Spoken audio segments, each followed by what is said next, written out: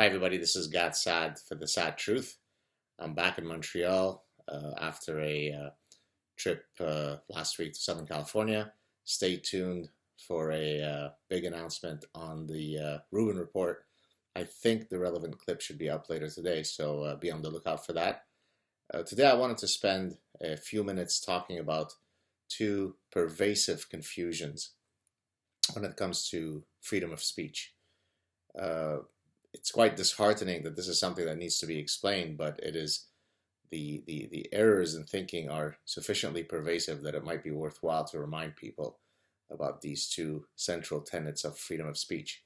So number one, that you would stand up and heckle and stop somebody from exercising their right to free speech does not constitute a manifestation of your right to free speech, right? In the pursuit of etching out your position, you're not allowed to hinder the right for somebody else to speak their mind. It's simply astonishing that this is repeatedly argued by a wide range of cretins and miscreants as a manifestation of, hey, this is my free speech. I'm simply going to show up to a lecture and drown out your voice. And hey, you're trying to speak and I'm speaking to drown out your voice. So that's free speech. No, it's not, buffoon. Luckily, this is not something that I've experienced, but I see it on campuses all the time. Some divisive person, rightly or wrongly considered to be divisive, is stopped from speaking. And usually the argument of those who stop him or her from speaking is that, hey, we're just exercising our free speech. No, you're not. You're hindering, you're violating free speech. Your freedom to speak is that you can find alternate venues to counter the person's viewpoint.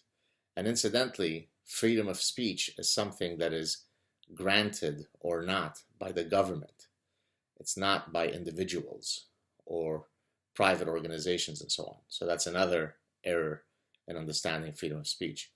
Secondly, and this is something that has touched me personally, not very often, but on a few occasions that it's worth explaining. If I block somebody or ban somebody from one of my social portals, I'm not engaging in a violation of your freedom of speech.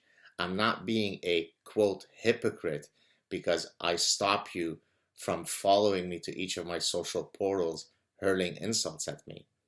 That's not a violation of your freedom of speech.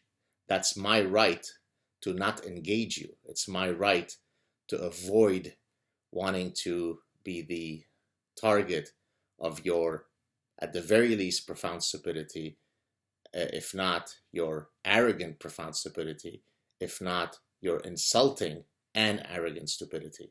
So usually if I block you or ban you, it's because I've typically tried to engage you. And as you may have seen on my recent appearance on Joe Rogan, I engage people to a fault.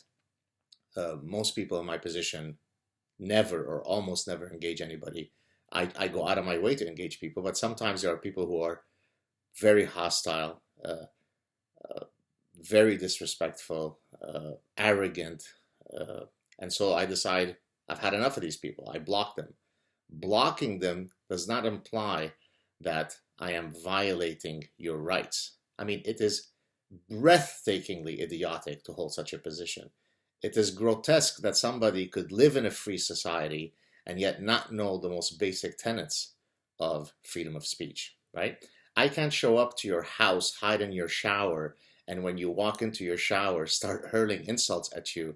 And when you try to kick me out of your house, I go, hey, freedom of speech. Can't I just sit in your shower and hurl insults at you? Unbelievable. So, number one, you can't drown out somebody else's voice and argue that it is your freedom of speech to do so.